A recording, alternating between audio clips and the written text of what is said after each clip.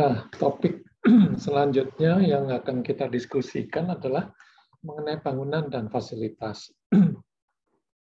Bangunan dan fasilitas ini juga sangat bervariasi ya di dalam industri kosmetik, tergantung bagaimana ataupun jenis produk yang akan diproduksi, seberapa besar volumenya, tipe produknya apa, jenisnya, volumenya berapa, dan sebagainya, itu perlu dipertimbangkan dari awal. Kita mendesain sesuatu, bangunan dan fasilitas yang dibutuhkan, tentu harus diperhitungkan dari awal. Karena ini akan menyangkut bagaimana pengembangan nanti pada saat proses komersialisasi dilakukan. Nah, faktor-faktor yang perlu kita perhatikan di dalam menyiapkan fasilitas bangunan dan fasilitas penunjangnya ini adalah bahwa kita perlu menempatkan bangunan dan fasilitas pada lokasi yang sesuai tentunya untuk peruntukan dari industri atau itu kegiatan dari fabrikasi, ya. Kemudian desainnya seperti apa, bangunannya seperti apa, nanti supaya mudah pemeliharaan bangunan maupun peralatannya seperti apa, ya. Kemudian juga perlu dipertimbangkan bagaimana kita mencegah kontaminasi dari udara, karena kegiatan dari kiri kanan di sekeliling pabrik kita itu pasti akan memengaruhi, karena sumbernya adalah udaranya sama dari udara sekeliling kita. Nah, kalau di sebelahnya ataupun beberapa meter dari pabrik kita melakukan kegiatan yang terkait misalnya dengan pestisida, dengan segala macam bahan kimia, nah kita harus melihat itu semuanya. Begitu juga dengan air. Apakah interupsi air misalnya dari air laut dan sebagainya, kondisi kualitas air di daerahnya, nah itu perlu juga dipertimbangkan, ya. Dan kemudian dilihat juga apakah ada kemungkinan banyaknya hama. Lokasi di mana pabrik akan berdiri ini akan biasanya juga dipengaruhi oleh sekelilingnya. Apakah banyak dari kegiatan yang menimbulkan serangga, lalat, belalang, nyamuk, ya, ataukah hewan pengerat, tikus, dan sebagainya. Nah, ini kita perlu melihat ke sana, mempertimbangkan semua hal supaya nanti pada saat menjalankan kegiatan pabrik, kita tidak akan terbebani dengan biaya-biaya yang tiba-tiba muncul karena banyaknya gangguan dari sekeliling kita, ya. Nah, beberapa yang perlu diperhatikan di sini prinsip rancang bangun secara umum, ya kita harus melihat iklim, letak geografisnya seperti apa. Kegiatan tetangga kiri kanan seperti apa.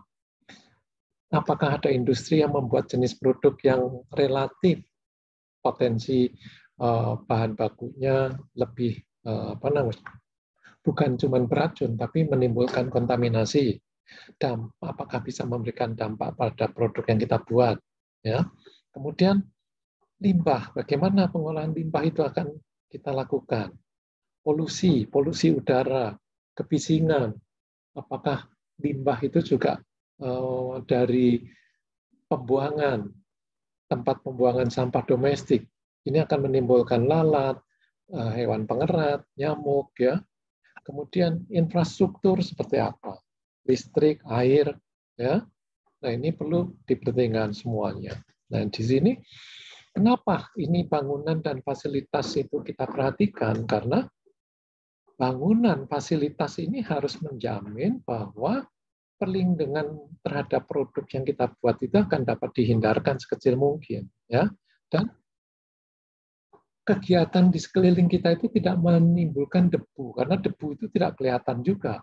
Tiba-tiba bagian bangunan kita, peralatan kita tiba-tiba berdebu karena banyaknya udara yang mengandung debu di sekeliling kita. Ya, nah ini perlu dipertimbangkan juga. Kemudian juga waktu membuat bangunan, kita juga melihat bagaimana alur prosesnya, tergantung dengan proses produksinya.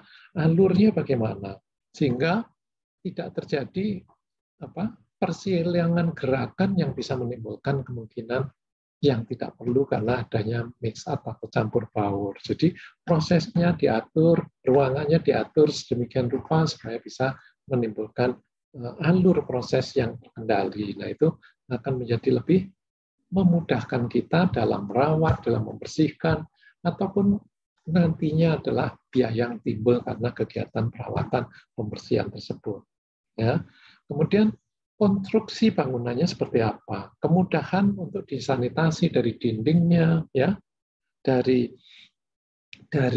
plafon, dari lantai, ya, pembersihannya, perawatan dari bangunan di dalamnya seperti apa. Kemudian ada sarana teknisnya, sarana pengolahan air, pengolahan tata udara dan sebagainya. Nah, ini perlu dipertimbangkan untuk kita bangun dari awal, ya. Begitu juga jaminan layanan sarana penunjang seperti apa? Kalau kita mempunyai sistem pengolahan air, mempunyai sistem tata udara, pasti ini akan disupport oleh para supplier, para vendor. Bagaimana mereka bisa melakukan servis atau perbaikan dan sebagainya, ya. Nah, kemudian juga yang tadi saya bilang, bagaimana kita bisa mencegah masuknya serangga, burung atau binatang lain, ya, ke dalam sarana produksi kita. Nah, itu perlu dipertimbangkan penggunaan pelindung di gudang, di pabrik, ya, perlindungan terhadap juga banjir, terhadap cuaca, hujan. Nah, itu bagaimana konstruksi itu kita buatnya, seperti apa. Nah, ini hal-hal yang perlu kita pertimbangkan secara umum dalam rangka kita melindungi produk yang nanti akan yang kita buat. Nah, hal-hal yang perlu di sini kita lihat adalah medianya udara. Udara ini pasti mempunyai cemaran, debu jalanan, debu dari industri lain, partikel-partikel yang kita tidak tahu, pestisida. Nah, ini bagaimana kita bisa melihat ini semuanya? Kita bisa melihat kegiatan di sekeliling kita. Ya, jadi berarti kita harus menyiapkan ventilasi dengan saringan udara yang tepat di sistem tata udara kita. Tanah, apa tanah itu? Yang paling cepat, yang paling bagus ya kita membangun fasilitas produksi di area industri. Sudah pasti tanahnya sudah diolah. Kita harus memperhatikan apa bekas timbunan sampah, ada pestisida, depan kimia dan sebagainya, ya. Jadi di sini kita menyiapkan konstruksinya yang baik, yang kedap air, supaya nanti lantainya tidak mudah dirembesi dari air tanah di bawahnya, ya. Nah, kemudian air tanah ini, airnya apakah air sada, mengandung koloid yang banyak, bahkan mengandung mikroba yang patogen, ya. Sumur dalam pun bisa juga tercemar oleh koliform, ya. Apalagi sumur-sumur yang dangkal yang hanya 25 meter dalamnya. Nah, itu bagaimana ini harus kita jaga. Air tanah harus melalui filtrasi, ya, pengolahan airnya yang benar, kita hilangkan cemaran mikrobanya, ya, dan sebagainya. Nah, juga demikian bangunannya sendiri. Bangunannya harus dibuat sedemikian rupa supaya tidak ada atau tidak mudah dimasuki oleh serangga, tikus, ya, burung dan sebagainya. Makanya biasanya dipasang kawat pada jendela, lubang ventilasi, tirai plastik pada pintu gudang, ya, pembasmi serangga, perangkap serangga. Nah, itu semuanya bisa dipertimbangkan pada saat kita membangun dari awal, ya. Nah, bangunan yang perlu diperhatikan dari bangunan untuk produksi kosmetik ini, permukaan dinding, langit-langit ini perlu dibuat rata, halus. Kenapa? Kalau banyak pori-pori, banyak lubangnya yang tidak terlalu besar, tapi itu merupakan satu pori-pori, maka partikel, debu, segala macam akan masuk ke dalam tersebut. Seperti di rumah, sambungan dari keramik lama-lama menjadi hitam. Nah, itu karena di situ ada ceruk yang tidak mungkin kita bisa bersihkan dengan baik. Karena itulah dibuat permukaannya harus, dindingnya harus halus, langit-langitnya harus halus rata, ya. Kemudian lantai mudah dibersihkan seperti yang tadi, supaya ada tidak ada ceruk, tidak ada sambungan-sambungan yang nantinya akan terjadi kumulasi dari partikel. Nah, lantai, dinding, langit-langit, pintu ini dibuat dari material yang kedap, ya, yang supaya tidak bisa ditembus oleh air, kelembapan dari luar, sehingga nanti yang timbul adalah areanya menjadi lembab, lantainya lembab, dindingnya menjadi lembab. Kalau sudah demikian akan mudah ditemui oleh jamur, kapang, dan sebagainya. Ya. Nah, tidak terdapat sambungan yang mengumpulkan partikel tadi seperti yang di lantai ataupun di langit-langit dan sebagainya. Ya, dan yang perlu dipertimbangkan juga, lantainya ini karena dibersihkan dengan desinfektan, dengan deterjen, maka kita harus berpikir supaya lantai itu juga bisa tahan terhadap deterjen ataupun desinfektan kalau diperlukan. Ya. Nah, untuk area produksi perlu diperhatikan supaya tidak menggunakan material dari kayu, karena kayu akan mengalami pelapukan, melepaskan partikel, melepaskan serat-serat dari kayu, dan ini pasti akan mencemari dari produk yang kita buat. Ya, nah kalaupun misalnya harus menggunakan dari kayu, nah ini biasanya umumnya di daerah pengemasan, maka kayunya dilapis dengan lapisan cat minyak atau dilapis dengan lapisan mika dan sebagainya, ya, sehingga partikel ataupun kelapukan ataupun serat itu bisa kita hindarkan sebanyak-banyaknya. Ya, nah, kemudian pertemuan antara lantai, dinding, langit-langit dibuat melengkung supaya tidak ada sudut yang tajam. Karena kalau sudut yang tajam, disapu, dipel, ataupun dipel terutama ya dihilangkan. Nah, lama-lama akan menjadi hitam karena bagian yang pojok, yang sudut, debunya tidak akan bisa diambil 100%. Ya. Jadi dibuatlah menjadi membulat supaya mudah dibersihkan. Saluran pembuangan juga dibuat sedemikian rupa supaya kapasitasnya bisa menampung. Seberapa banyak kita mencuci, seberapa banyak kita membuang air, maka perhitungkan ukuran dari pipa-pipa saluran pembuangan. Ya. Dilengkapi juga dengan penyaring supaya dapat mengalir dengan baik kalaupun ada kotoran-kotoran yang besar. Dan jangan dibuat terbuka, hindari saluran terbuka. Karena kalau yang saluran terbuka, udara dari luar itu akan masuk lewat pipa-pipa saluran pembuangan, ya, sehingga di sana biasanya dilengkapi dengan yang namanya konstruksi leher angsa seperti yang di rumah itu. Kalau kita punya wastafel, bagian bawahnya itu akan melengkung. Itu konstruksi leher angsa yang di dalamnya berisi air. Gunanya apa? Airnya sebagai pencegah udara masuk ke dalam rumah. Karena udaranya akan ditangkap oleh air itu, sehingga tidak akan menimbulkan masalah. Ya. Kemudian pengendalian udara ini juga harus diperhatikan. Suhu, RH, bukan hanya untuk produk, tapi untuk kenyamanan operator juga. Operator, ya, kalau udaranya 30 derajat, mereka pasti akan berkeringat, akan mengurangi produktivitas mereka. Jadi dibuat yang nyaman bukan hanya untuk produk, tetapi juga untuk operator yang mengerjakannya. Ya. Nah, kemudian lubang ventilasi udara, pemasukan, pengeluaran udara, pipa saluran dipasang sedemikian rupa di atas plafon, ya, supaya menghindarkan penumpukan debu di atas pipa-pipa ini. Ya, jadi pipa ditaruh di atas plafon. Ya.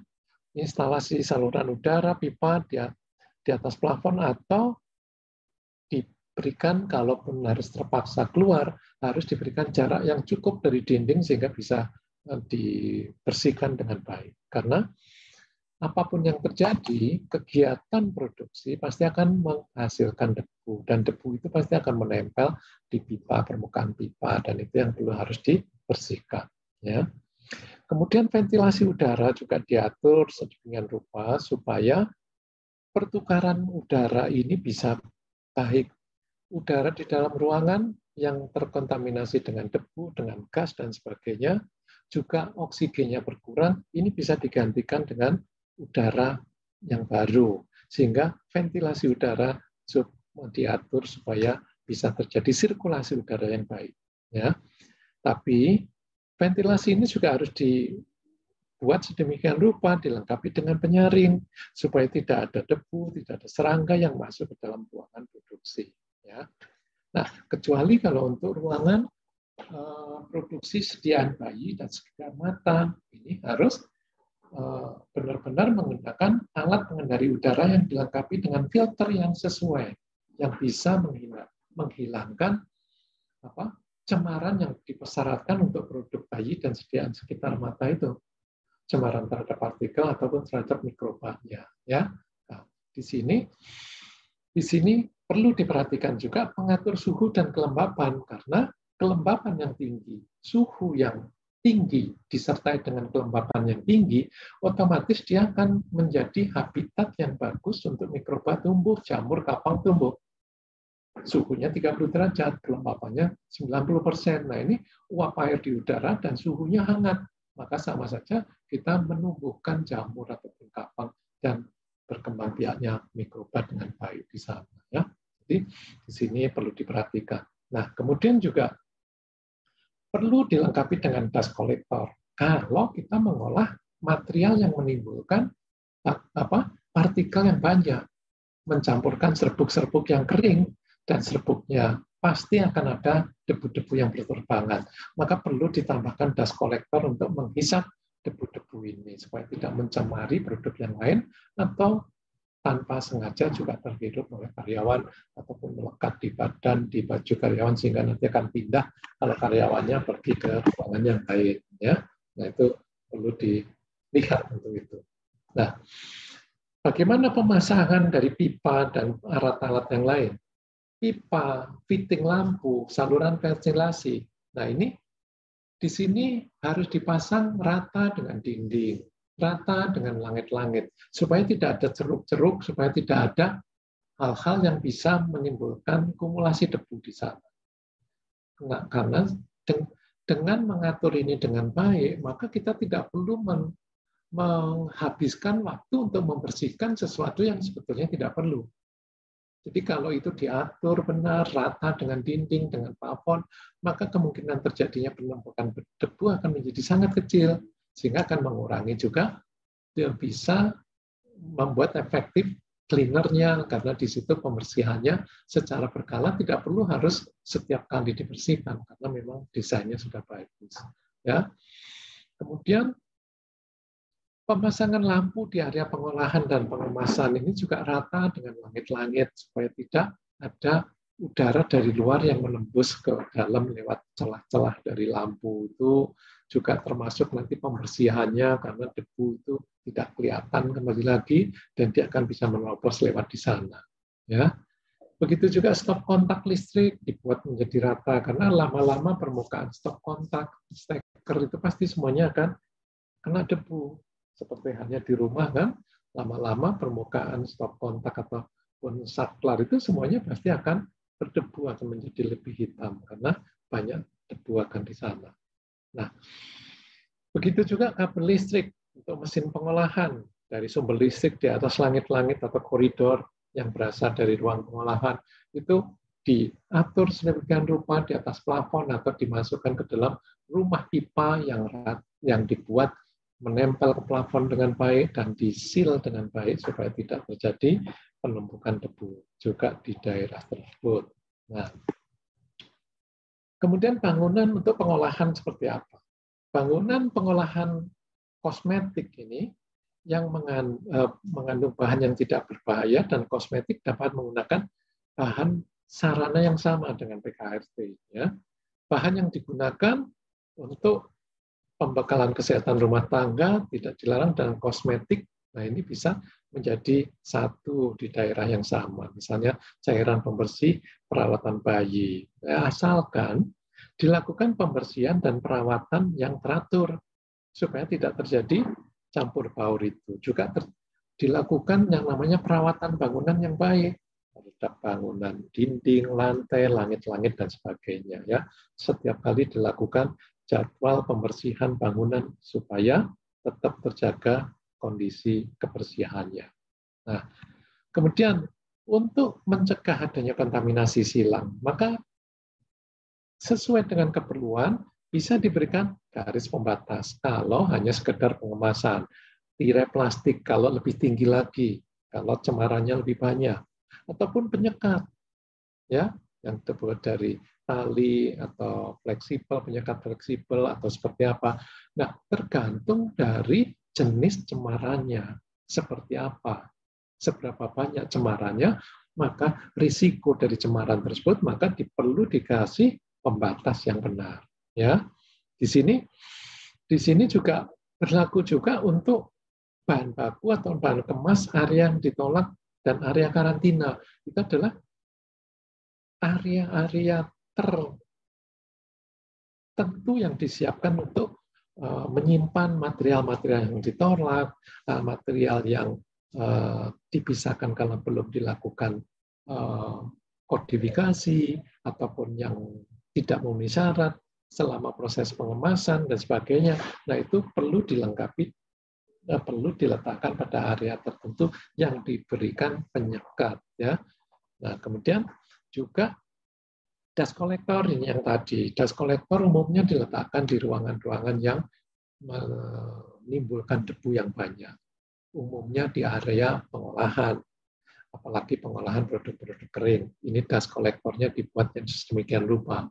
Tapi tolong diperhatikan, vacuum cleaner dengan dust collector, vacuum cleaner bisa juga, tapi vacuum cleaner itu sebetulnya menghisap debu, tapi debu-debu yang halus itu pasti akan dikeluarkan dari bagian belakang filternya. Jadi harus hati-hati, makanya di sini lebih baik menggunakan dust collector di mana hanya bagian dari dust collector, kepala dust collectornya saja yang masuk ke dalam ruangan, sedangkan pengumpul debunya ada di luar. Nah, itu sehingga debu-debunya itu tidak kembali ke dalam ruangan, ya. Tuh. Kalaupun menggunakan vakum yang di dalam ruangan, vakum cleaner, maka vakum cleanernya harus dilengkapi dengan penyaring yang bisa menahan debu-debu yang halus. Oke. Nah, fasilitas. Bagaimana dengan fasilitas?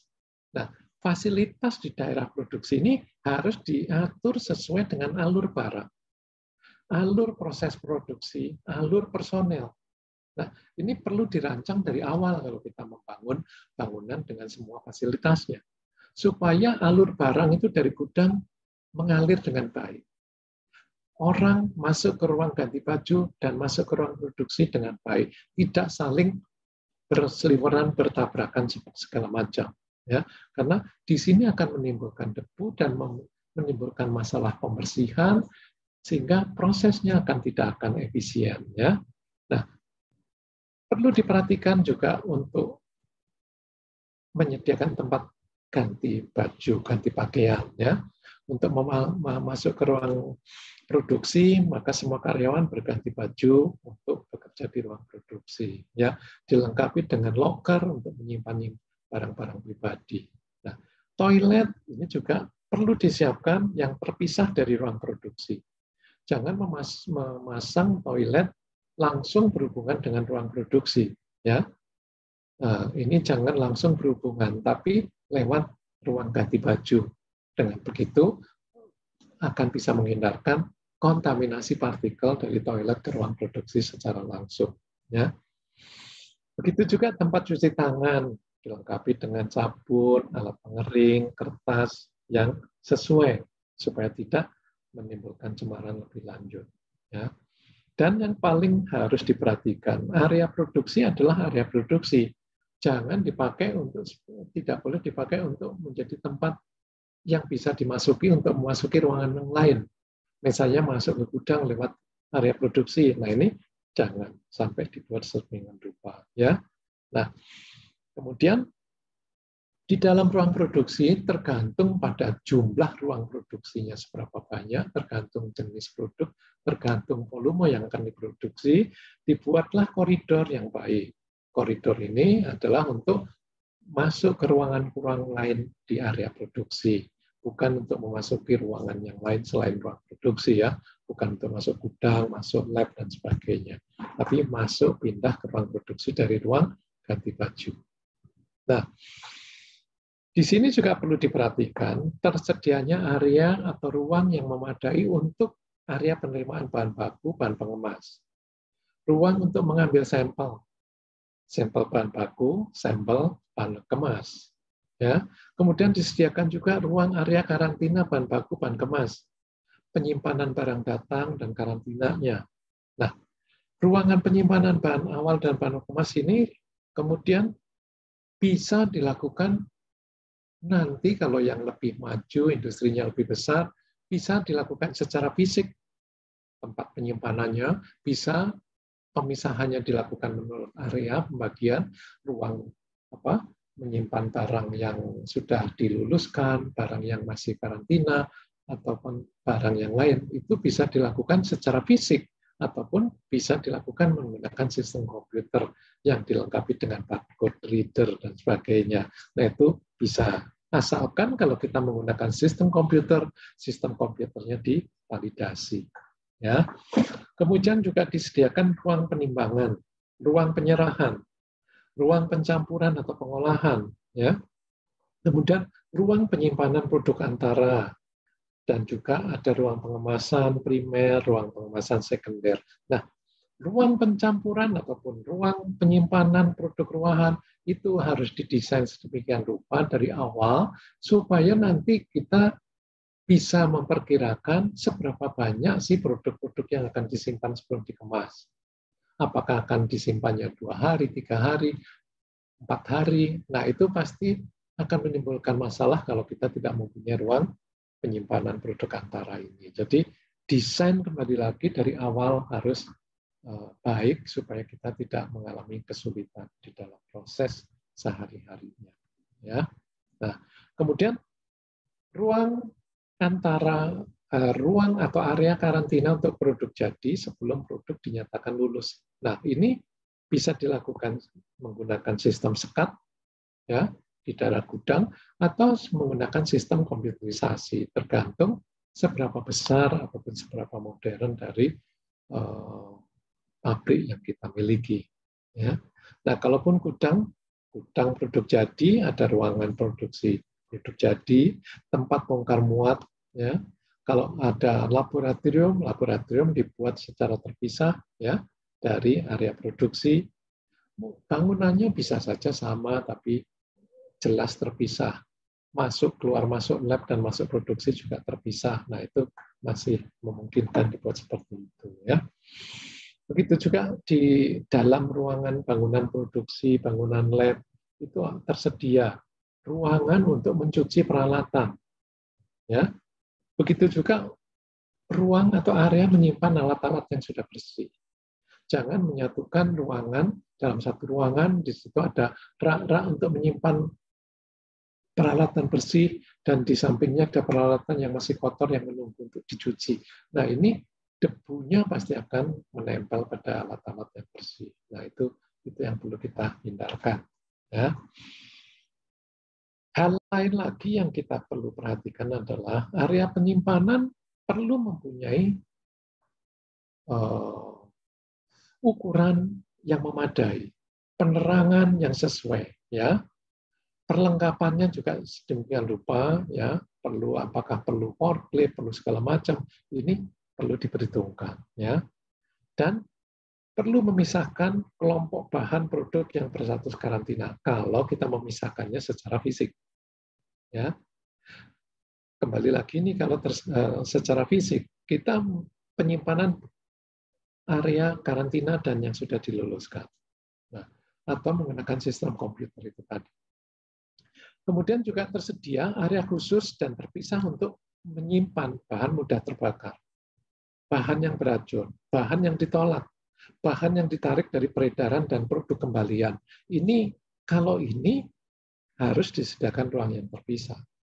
Bahan yang mudah terbakar harus di luar dari gudang. Yang beracun, siapkan area tertentu. Bahan yang sudah di-reject, ditolak, itu juga harus di tempat tertentu dan dikunci. Ya. Begitu juga produk kembalian, barang yang ditarik dari peredaran, itu disiapkan di dalam ruangan yang tertentu, di dalam gudang dan dikunci. Ya. Diamankan secara fisik ataupun sistem. Nah, kalau yang mudah meledak itu tadi harus di luar dari gudang, karena jangan sampai itu terjadi masalah kalau di terjadi ledakan ataupun mudah terbakar di dalam gudang, semuanya akan terbakar. Oke. Nah, kemudian bila diperlukan, disediakan ruangan penyimpanan yang dilengkapi alat pengukur suhu, tergantung jenis produk yang kita buat. Apakah diperlukan ruangan yang khusus, menyimpan produk dengan kelembapan tertentu, suhu tertentu, dan sebagainya. Ya, nah, ini perlu diperhatikan juga. Nah, yang perlu juga diingat, label bahan kemasan tercetak itu kemungkinan terjadinya mix up kalau volume atau jumlah material produk yang kita buat itu bervariasi, itu mudah sekali terjadi mix up. Jadi penyimpanan label, bahan kemas tercetak, terutama leaflet dan sebagainya yang sejenisnya, harus diatur sedemikian rupa supaya tidak terjadi campur baur. Ya. Dan yang pasti juga harus tersedia fasilitas pendukung, air, udara tekan, penanganan limbah, dan sebagainya.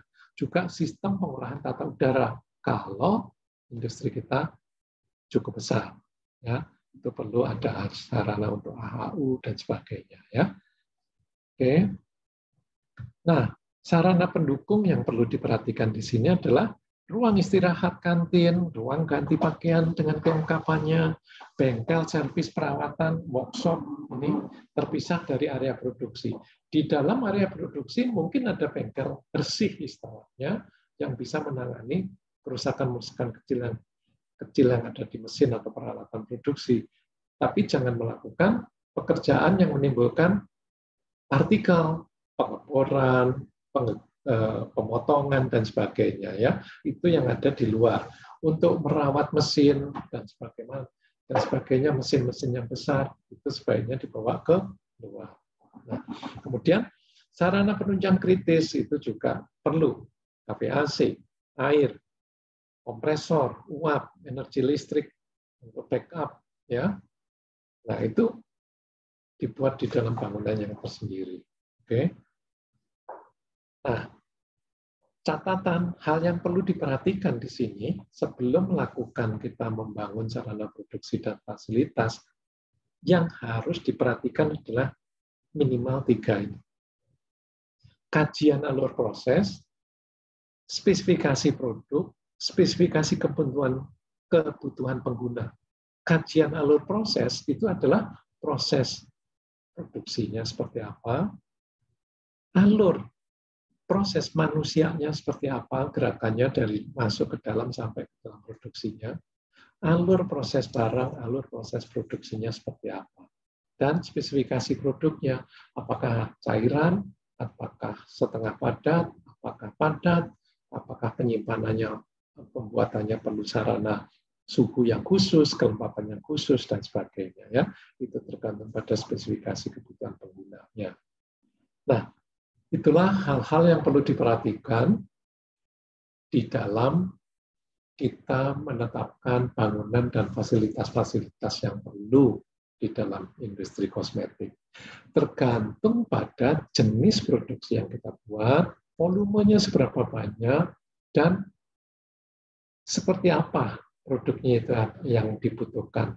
Kosmetik yang akan kita olah itu seperti apa. Ya, sesuai dengan kebutuhan kita. Makin banyak yang diolah, makin banyak jenisnya yang diolah, akan membutuhkan satu rancang bangun dan fasilitas yang lebih baik tentunya, supaya tidak terjadi campur baur ataupun nantinya akan keluar biaya tambahan untuk pembersihan dan sebagainya. Jadi kira-kira itu saja yang akan saya sampaikan dalam bab bangunan dan fasilitas ini.